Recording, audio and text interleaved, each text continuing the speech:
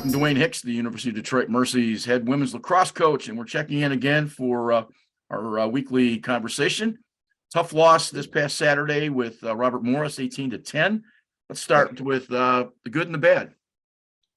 I think the good was we had a lot of good players step up who hadn't been seeing a lot of playing time, and they stepped up and really shined. I mean, Annie Gilbert had 4 goals, 4 assists.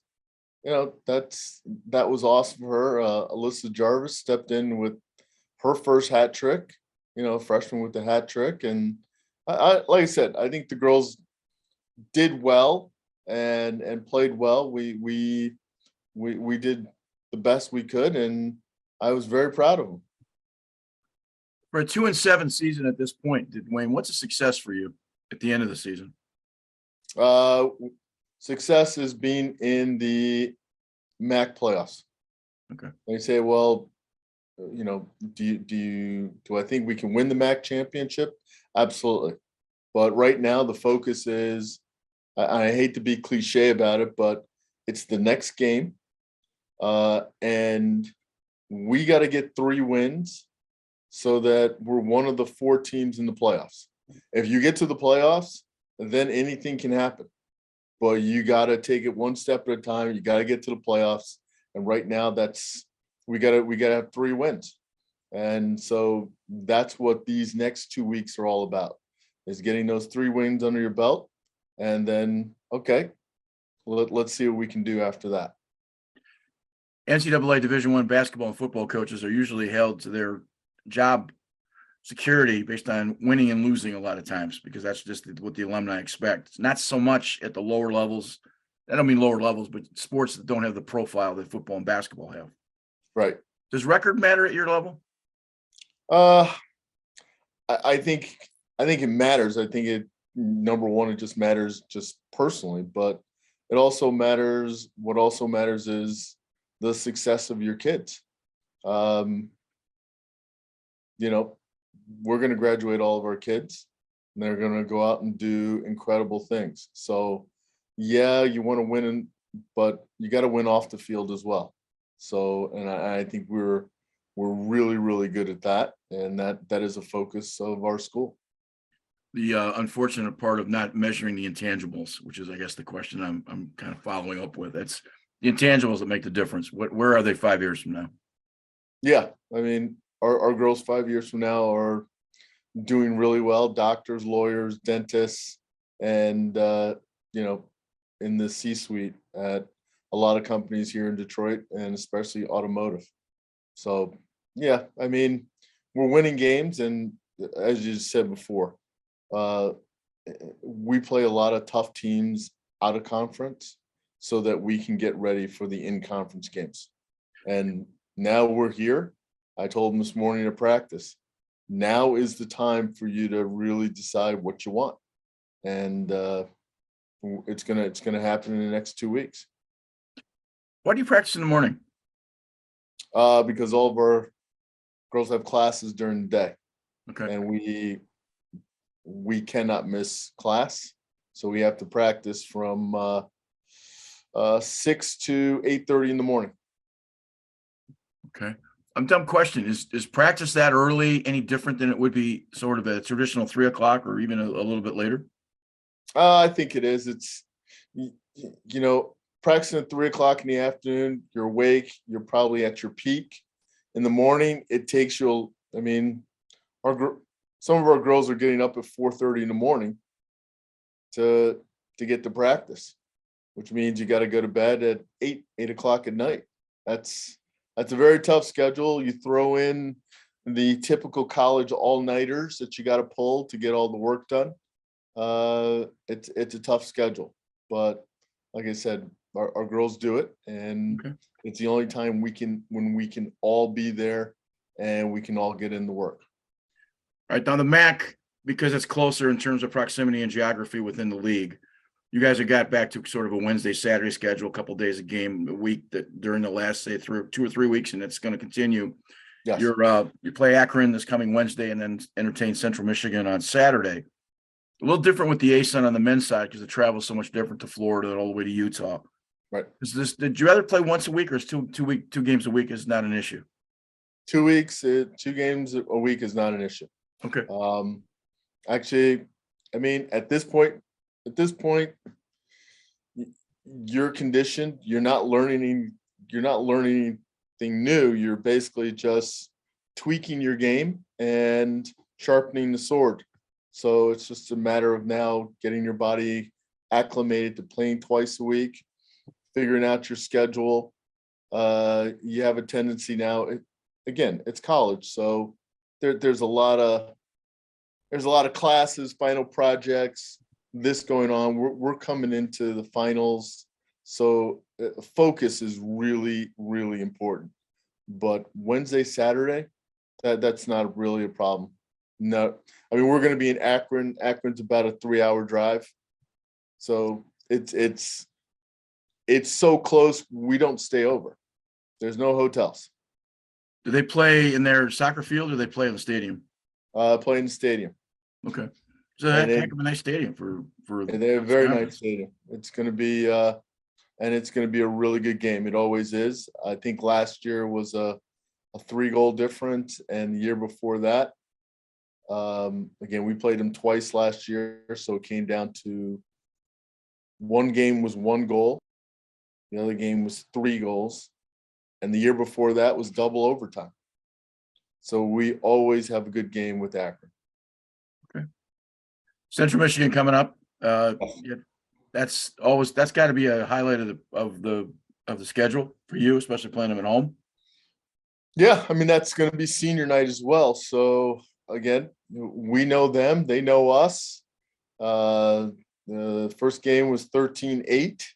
So we hope to know them a little better and make this game a lot tighter than it was the first time around. Okay. Look ahead just briefly, 2023 recruits. Anybody that is on the radar that? We've got a really good 23 class coming in. We've got a couple of girls who are going to be impact players.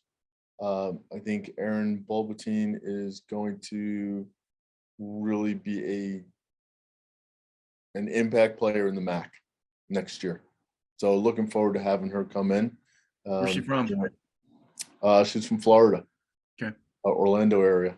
She and Mackenzie Marshall are both from Florida. They're coming in. Addison Roy is from Ohio.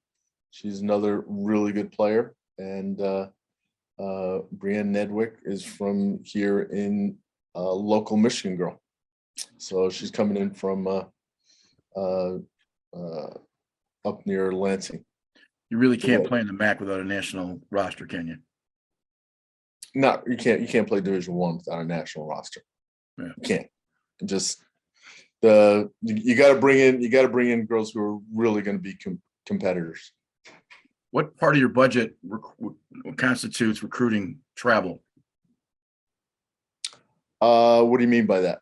How much money you spend? I don't know. I don't want to know the specific dollar, but you spend obviously to have a national recruiting basis. You got to have, you got to be able to get places.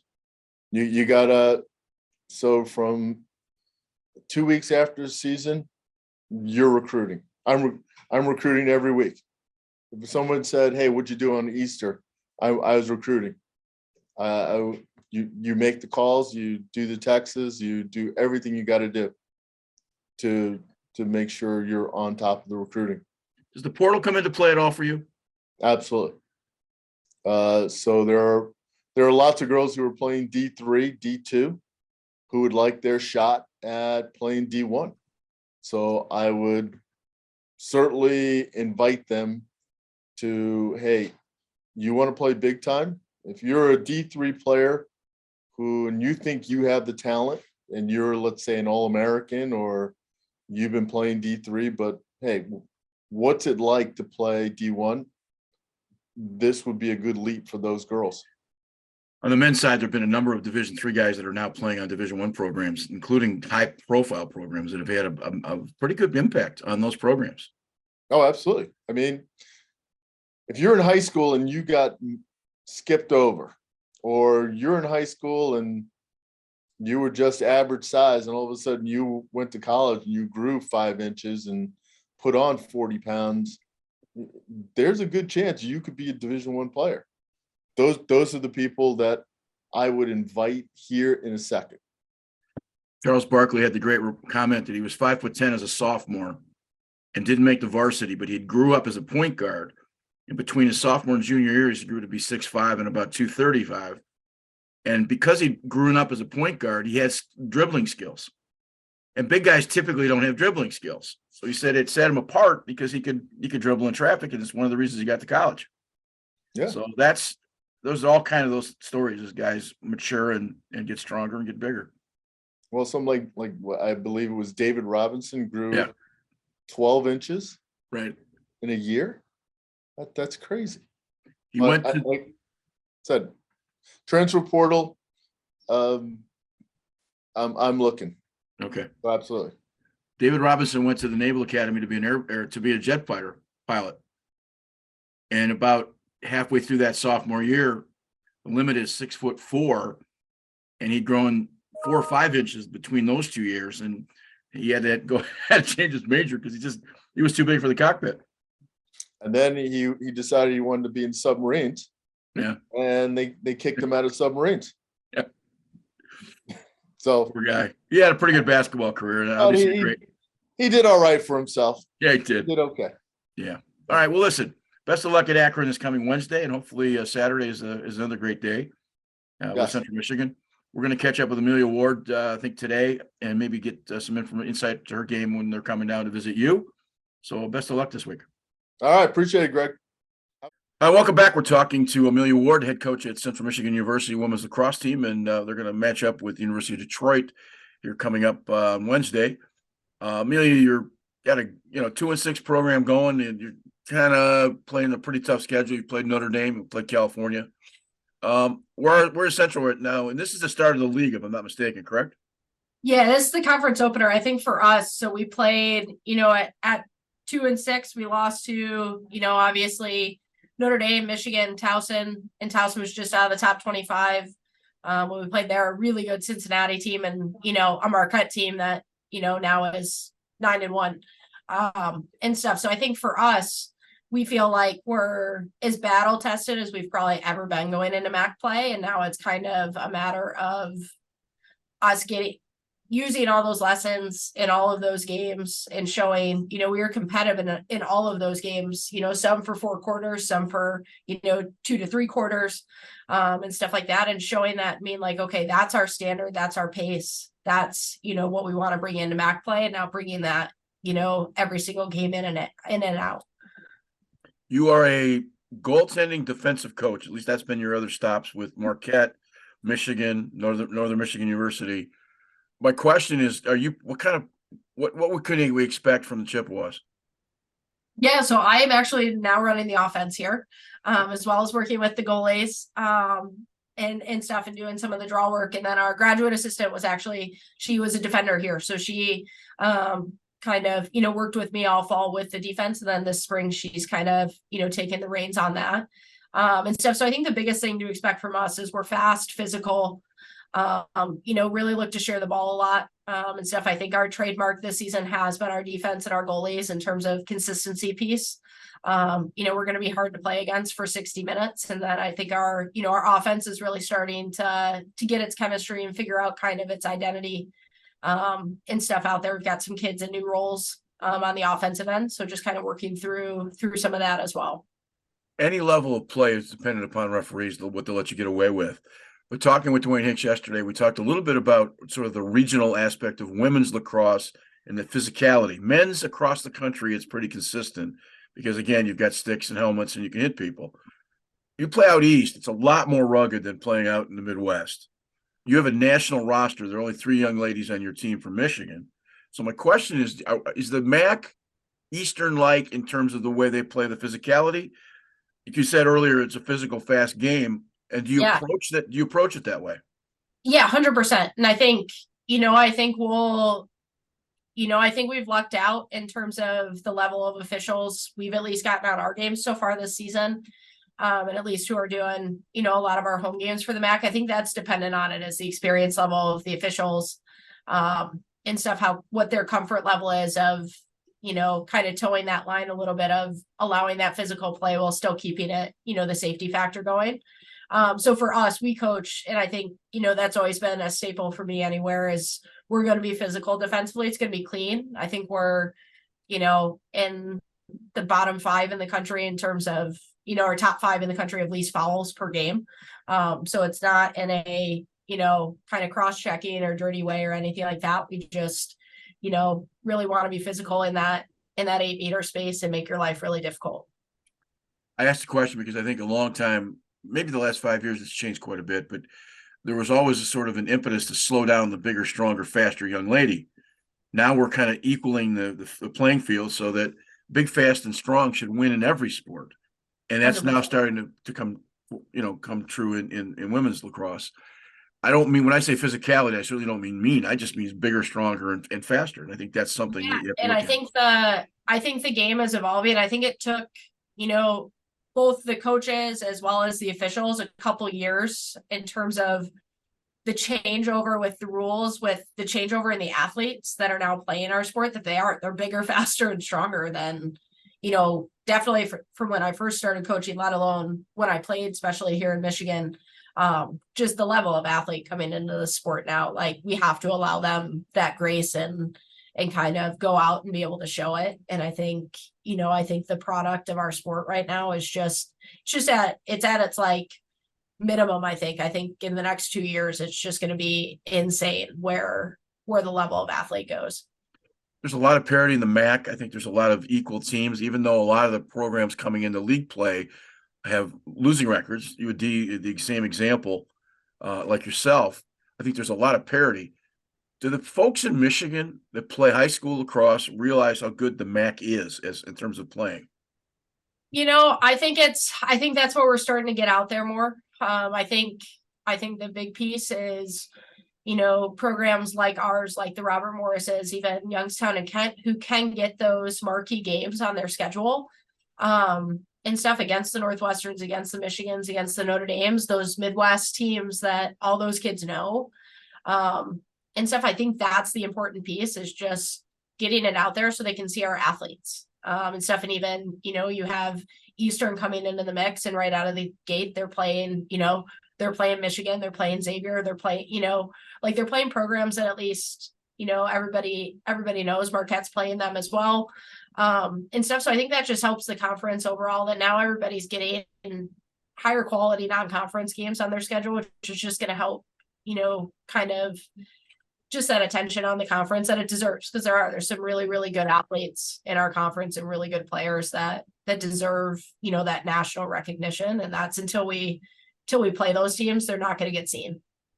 Is there enough respect in Mount Pleasant to recruit, to get, sort of home and home with the Michigans and the Californians? And will they come and visit Notre Dame? Will Notre Dame come north and visit?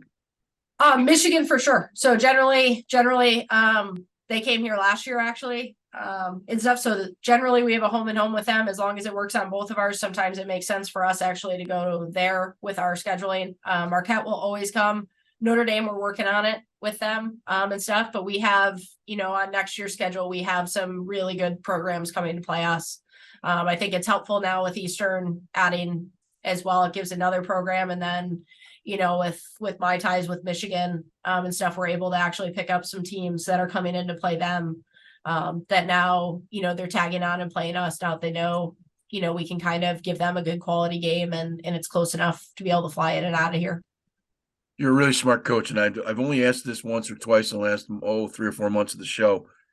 Given the opportunity between physicality and IQ, what do you recruit?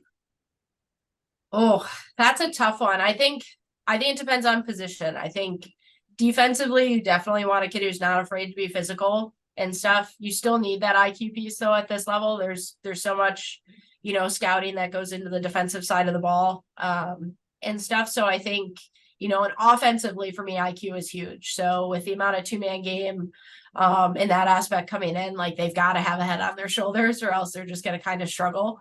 Right. So I'd say they're almost equal for me. So I think, off of obviously initially looking at a kid, the physical stuff's going to stand out. And then I've become a coach who just loves recruiting at camps anymore, because then you get to know the IQ piece, because you get to know if they can handle your language and stuff like that. So I think, I don't know if it's from working camps only last year at Michigan that I just, that became my, kind of proving ground, but it's, so far it's been, has been great here with our recruiting for future classes, and stuff with finding kids out of really good camps. Last question, is the travel for recruiting, is that the hardest part of the job? It is and it isn't. It's also, all of our, my closest circle of friends are all coaches at other schools. So the summer and fall season for us is when we all actually get together and, get to kind of just sit at fields together and talk through things. You get to meet new coaches and stuff. So it's a grind for sure, but it's, when you're sitting outside for 10 hours a day instead of sitting at a desk, it's hard to argue that it's really that tough on us. We always have these great discussions. I said in the summertime, I'd be a terrible college coach because I don't want to be on my sailboat. So it's all relative. Listen, best of luck against UAD, and we'll see you back down here, I think, April 15th, if I'm not mistaken. Yes. Yep, absolutely. So it'll be a fun coming up. What's coming up is a great MAC season. So best of luck, and hopefully somebody from Michigan ends up on the top of that mountain.